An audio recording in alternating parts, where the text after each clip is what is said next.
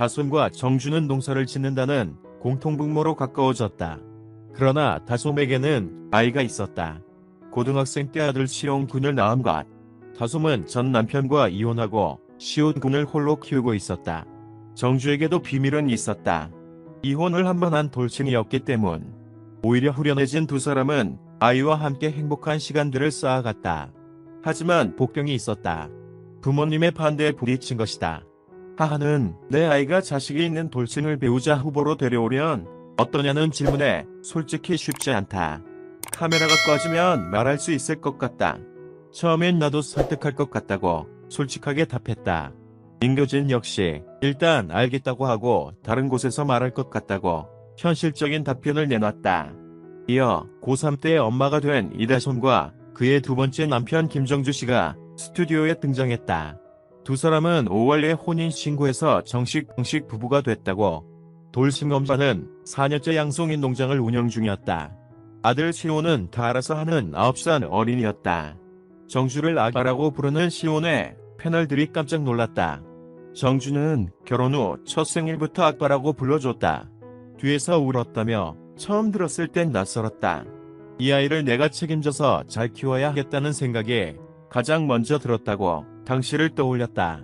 새벽 4시에 농장에 들렀다 돌아온 정주는 시온의 등교를 챙겨줬다. 패널들은 아빠 독박부가 아니냐고 경악을 금치 못했다.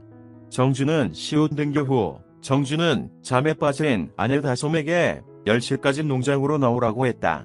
양송이 버섯은 12시간에 한 번씩 채취를 해야 했기 때문. 하지만 다솜은 낮 3시에 들 때까지 나타나지 않았고 결국 정주는 집으로 다시 가서 다솜을 데려왔다. 그럼에도 불구하고 다솜은 냉동고로 가을 자다 들켜 모두를 탄식해 했다.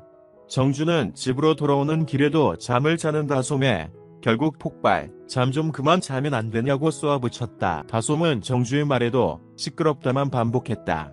정주는 저도 사람이다 보니 폭발할 때가 있다. 근데 다솜이는 피하고 영혼 없는 대답을 하고 동문서답을 하면 참을 수가 없다고 한숨을 내쉬었다. 집으로 돌아와서도 다솜은 바로 소파에 누웠다. 집으로 돌아온 시온은 내가 오면 엄마는 누워있는 게 90%고 일어나 있는 게 10%다. 엄마가 일어나서 반겨줬으면 좋겠다고 속상해했다.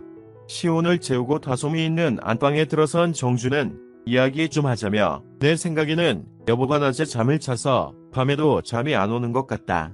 근데 약을 먹으면 일상생활이 어렵잖아. 모든 사람이 여보처럼 잠만 자는 게 아니잖아. 그런 사회생활을 했으면 좋겠다. 여보가 약을 안 먹고 잠을 안 자면 우리는 싸울 일이 하나도 없다고 말했다.